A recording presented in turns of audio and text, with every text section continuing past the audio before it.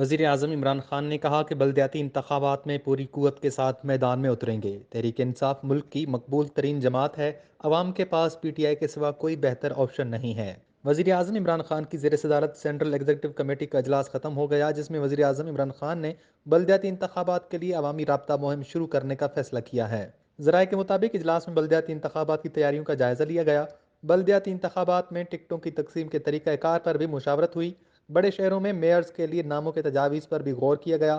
ساتھ ہی وزیر اعظم نے عوامی جلسوں کا شیڈول تیار کرنے کی ہدایت دی۔ وزیر اعظم نے کہا کہ بلدیاتی انتخابات کے لیے پارٹی کے تنظیمی ڈھانچے کو منظم کیا جائے۔